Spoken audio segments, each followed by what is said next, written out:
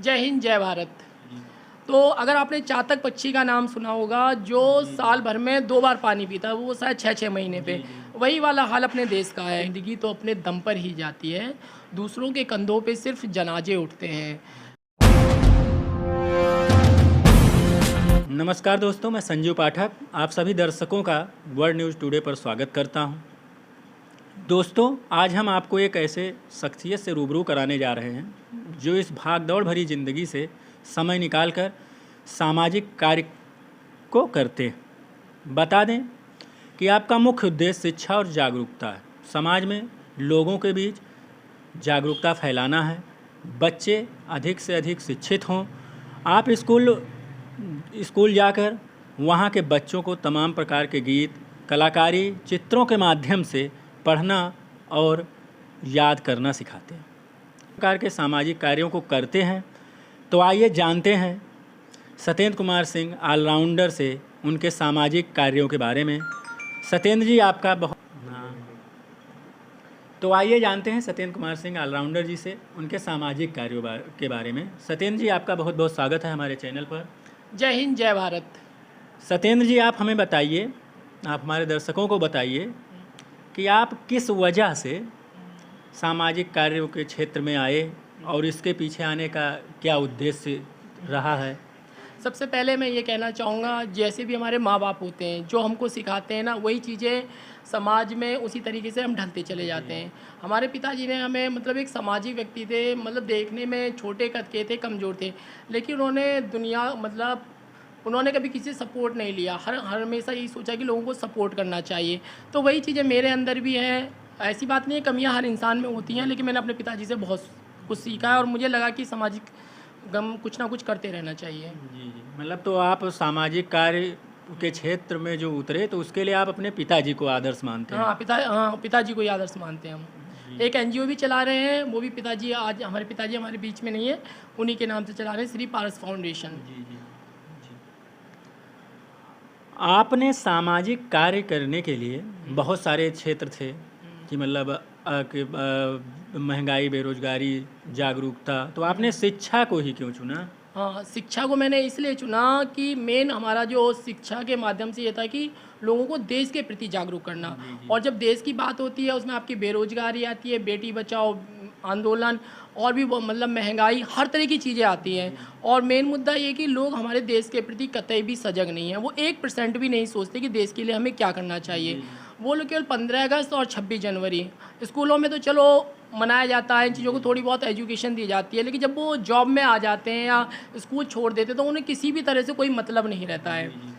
तो अगर आपने चातक पक्षी का नाम सुना होगा, जो साल भर में 2 बार पानी पीता है, वो शायद 6-6 महीने पे, वही वाला हाल अपने देश का है कि देश से कोई मतलब नहीं है। आजकल जो समाज में चल रहा है उसके ऊपर टिप्पणी कर देना, ये सब बोल देना, थोड़ा सपोर्ट कर देना, लेकिन देश के नाम पे एक अंदर से जो फीलिंग होती है वो कतई भी नहीं है, बिल्कुल भी नहीं है। तो मैंने यही सुना कि अगर देश के लिए हम करते हैं, लोगों को जोड़ते हैं, तो उसमें सारी चीज़ें आ जाएंगी। ये आप हमारे दर्शकों को बताइए कि आप अपने काम और निजी जीवन को कैसे संतुलित करते हैं। मतलब एक सामाजिक कार्य को कर रहे हैं, आपको अपना मतलब काम भी देखना है, तो मतलब आप कैसे समय निकालते हैं, अपने दिनचर्या को कैसे संतुलित करते हैं। नहीं, जैसे लोग आम जीवन में सारे काम करते हैं वो चीज़ें मैं भी करता हूँ, लेकिन ये ऊपर वाले का शुक्रगुजार कहूँ कि या भारत माता की जय कहूँ कि एक अलग है कि मुझे देश के लिए कुछ करना ही करना है। या दुकान से बाहर निकलते हैं या कहीं गांव जाते हैं या कहीं हो जाते हैं, तो एक अंदर से जुनून है कि मतलब देश के लिए कुछ करो।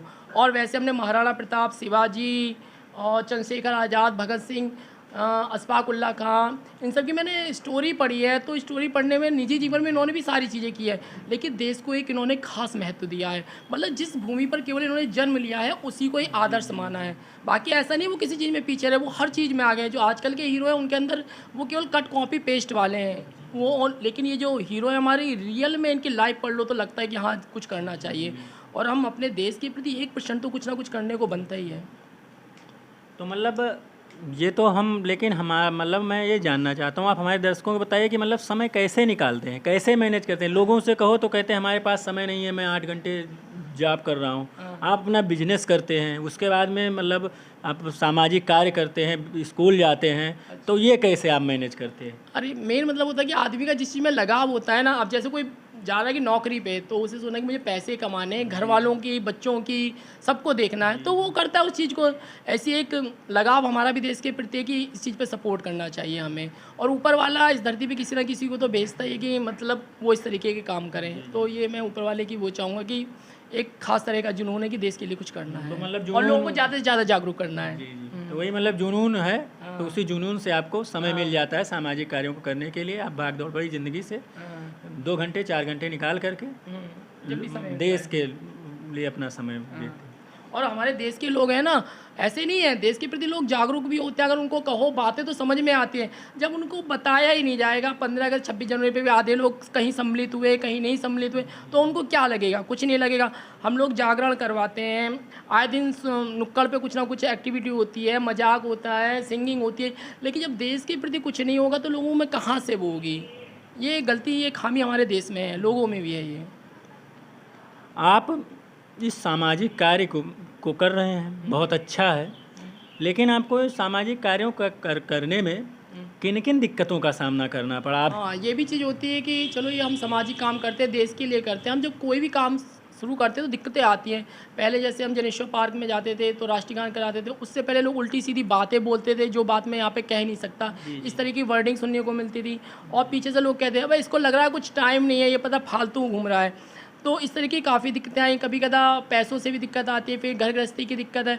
लेकिन ये सोच लिया कि देश के लिए कुछ करना है तो करना है, और समय हमेशा एक जैसा नहीं रहता, समय के साथ चीज़ें बदलती हैं, वक्त लगता है लेकिन समय बदलता है। हाँ, मतलब धीरे धीरे लोगों के अंदर जागरूकता आती है कि हाँ कुछ एक व्यक्ति कर रहा है तो कुछ अच्छा कर रहा है। तो मतलब दिक्कतें आई, लेकिन आप उन दिक्कतों से हार नहीं माने और आगे बढ़ते रहे। तो आप हमें बताइए कि जैसा कि आपने इस सामाजिक कार्य को करते हुए आपने एक मुहिम छेड़ी है, बहुत अच्छी मुहिम, कि 1001 बार राष्ट्रगान कराने का लक्ष्य रखा है, तो इसके पीछे का मुख्य उद्देश्य क्या है? इसके पीछे का मुख्य उद्देश्य है कि लोगों को देश के प्रति जागरूक करना। ऐसे तो मैं कम से कम सैकड़ों बार राष्ट्रगान पब्लिक प्लेस, पार्कों में, स्कूलों में और जहाँ भी गली नुक्कड़ में करवा चुका हूँ, लेकिन फिर से मैंने दोबारा से कि अब 1001 बार राष्ट्रगान करवाना है, लोगों को ज़्यादा से ज़्यादा जागरूक करना है उसके लिए। जी, तो अभी तक आप कितनी बार राष्ट्रगान करवा चुके हैं? हाँ, जब से मैंने ये 1001 बार का लक्ष्य लिया है, मैं 26 बार राष्ट्रगान करवा चुका हूँ। कोरोना की वजह से नहीं करवा पाया, नहीं तो अब तक काफ़ी जगह करवा चुका होता। आपने इस मुहिम की शुरुआत कब से की है? पहले तो मैं स्कूलों में जाता था, बच्चों को केवल लर्निंग ट्रिक बताता कि आप चीज़ों को ऐसे याद करो, ऐसे पिक्चर बनाओ। मेरा मेन ये भी रहता था कि मतलब बच्चों को पढ़ाई से डर लगता है, और जो भी जैसे आप फॉरेन में जाओ, अमेरिका, ऑस्ट्रेलिया, वहाँ पर ऐसी थिंकिंग होती है कि पढ़ाई नाम की कोई चीज़ ही नहीं होती है, रोज़मर्रा की चीज़ें हैं आपकी। और यहाँ पे इतना प्रेशर बना दिया जाता है कि पढ़ोगे नहीं तो फेल हो जाओगे, फेल हो जाओगे, फिर मोहल्ले में नाक कट जाएगी। लेकिन रियल में ऐसा कुछ होता नहीं है, और ना पढ़ाई टेंशन लेने वाली चीज़ है।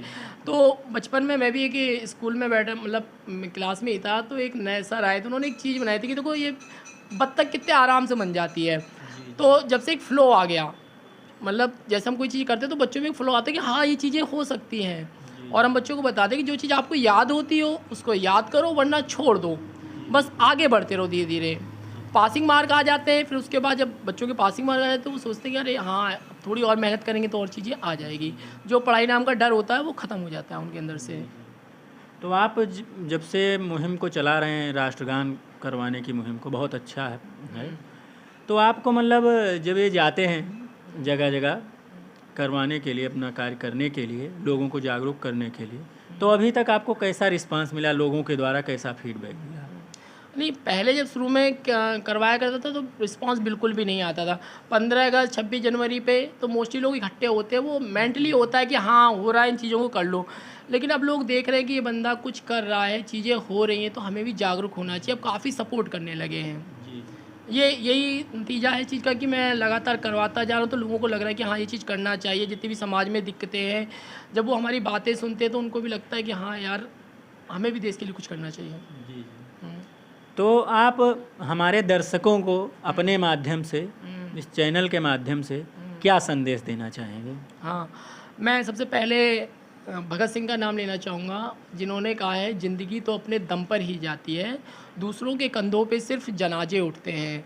अगर आप इस लाइन को गौर से सुनेंगे ना, तो चाहे आप सरकारी नौकरी की चाह रखते हो या बहुत बड़ा बिजनेस फैलाना चाहते हो या घर परिवार को जोड़ना चाहते हो या कुछ अलग करना चाहते हो, तो इससे बढ़िया मोटिवेटर लाइन हो ही नहीं सकती। हम लोग जब कोई काम करते हैं ना, सोचते हैं कि कोई हमें सपोर्ट कर दे, कोई ये कर दे, तो इस चीज़ को आप बिल्कुल अलग कर दीजिए। आप ये सोच लीजिए इस चीज़ को करना है तो करना है। और एक ये होता है कि जब हम कोई काम करने लगते हैं तो दिक्कतें आती हैं, तो आप पहले ये सोच लीजिए कि ये दिक्कतें आएगी क्या क्या, उस चीज़ को पहले ही सोच ले कि ये दिक्कत आने वाली है, तो फिर आप जब कोई काम करेंगे ना तो आपको पहले से लगेगा कि इस जगह पे हमें ऐसा होगा। और जब मेन चीज़ कठिनाई होती है, जब वो कठिनाई हट जाएगी तो आप किसी भी काम को करते रहिए करते रहिए। अगर आप ना भी कुछ आगे बढ़ पा रहे हैं तो लेकिन उस जुनून को कभी ख़त्म मत करिए।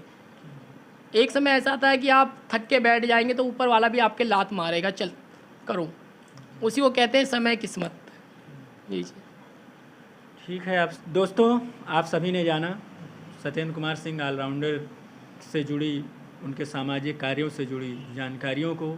उन्होंने ये मुहिम शुरू की, उनको किन किन दिक्कतों का सामना करना पड़ा, कैसी कैसी समस्याएं आईं और उनका वो कैसे कैसे फेस करते हुए और आगे बढ़ते चले जा रहे हैं।